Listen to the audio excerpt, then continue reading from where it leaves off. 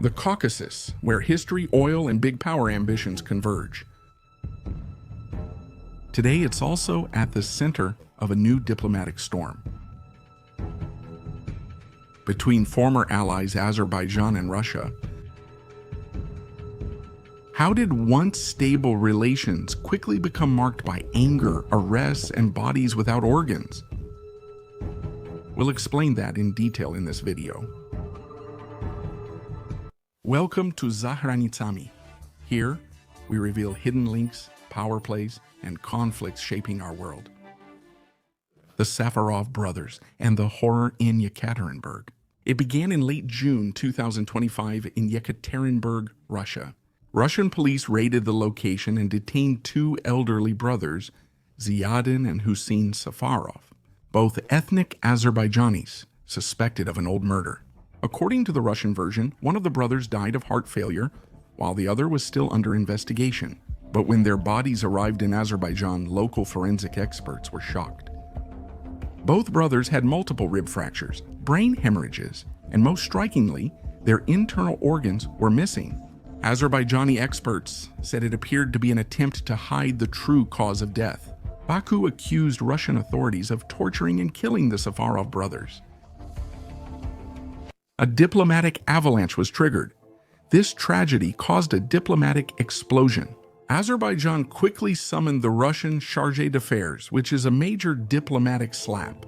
He canceled a series of Russian cultural events on his territory, concerts, exhibitions, and the planned visit of Russian Deputy Prime Minister Alexei Overchuk. Relationships that once seemed stable began collapsing before our eyes. The Russian side instead urged Baku to ease tensions and said everything will be investigated. Azerbaijan is now openly discussing its citizens' rights being violated in Russia. Crackdown on Sputnik and arrests, but Baku persisted. After the incident with the Safarov brothers, they raided the editorial office of Sputnik Azerbaijan, a Russian state-funded media branch. 7 employees, including the editor-in-chief and director, were arrested.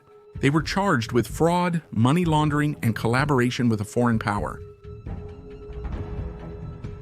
The Russians called it absurd, an attack on press freedom. Baku accuses Sputnik of spreading Russian propaganda and meddling in Azerbaijan's affairs. The diplomatic dispute has intensified. Context: the downed plane. However, this dispute did not come out of nowhere. At the end of 2024, an incident severely strained Moscow-Baku relations. LED Azal 8243, a civilian aircraft of Azerbaijani Airlines, crashed near the Russian border. Azerbaijan says a Russian air defense system shot it down. Russia denied this, claiming birds struck the engine and caused the accident. To this day, no convincing evidence fully confirms the Russian version. Many in Baku believe Moscow is hiding something. Change, of course, Baku and Ukraine. Against the backdrop of these events, Baku is getting closer and closer to Ukraine. President Ilham Aliyev missed Moscow's Victory Day celebrations and is advancing talks with Kyiv. For the Kremlin, this is a painful sign. A few years ago, Russia was the uncontested arbiter in the region, particularly during the Nagorno-Karabakh conflict. Today, Azerbaijan is showing that the Caucasus doesn't have to be Russia's exclusive playground.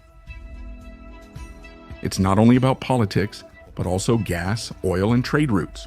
Azerbaijan is boosting energy exports to Turkey and Europe, reducing Moscow's energy influence. Turkey is the main ally of Baku. In this geopolitical chess game, Turkey is Azerbaijan's main ally.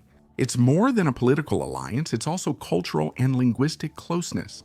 People often say Turks and Azeris are one nation, two states.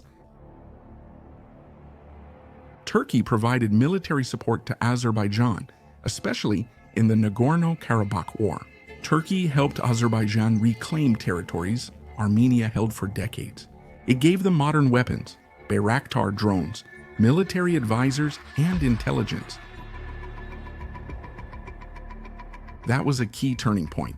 Armenia had long been under Russia's protection. The Russians had military bases in Armenia, and peacekeepers in Karabakh. But during the war, Russia practically left Armenia to its fate. Yerevan saw this as a betrayal. That's why Armenia remains angry at Moscow today. The Karabakh War exposed Russia's weakness. Moscow, drained by the war in Ukraine it began, did not intervene and lost prestige in the region. Erdogan, on the other hand, gained points. Russian and Ottoman rivalry. And here we come to the historical layer of this conflict. Turkey, or in the past the Ottoman Empire, has been a long-standing rival of Russia. Just between the 16th and 20th centuries, they fought more than 10 major wars against each other. For example, the Russo-Turkish War from 1768 to 1774, which ended catastrophically for the Ottomans when Russia gained access to the Black Sea. Or the war from 1877 to 1878, which weakened the Ottoman Empire so much that the Balkans began to gain independence.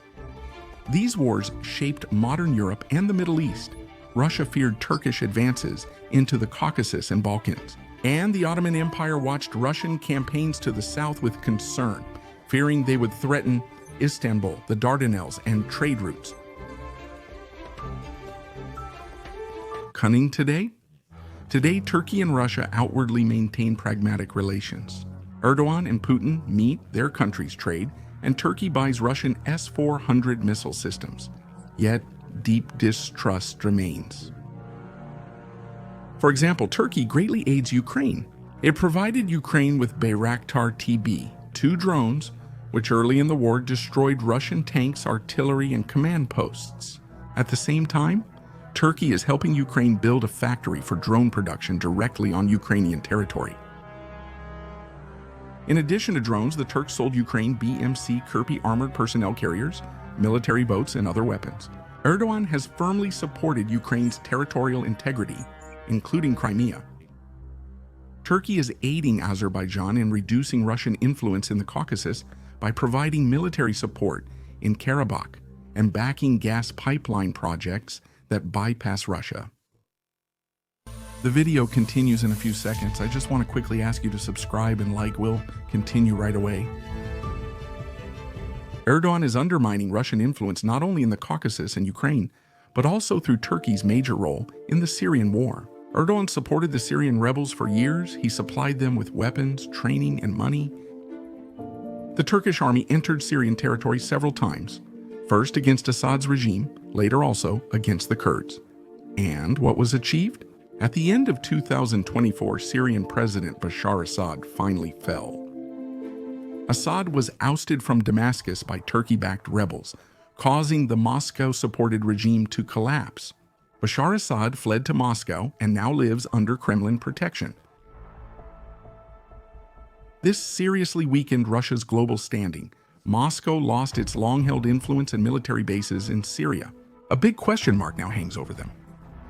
It's uncertain if Russia can remain or must leave, which is also one of Erdogan's successes. You could say that the Turkish ruler is undermining Russia wherever he can,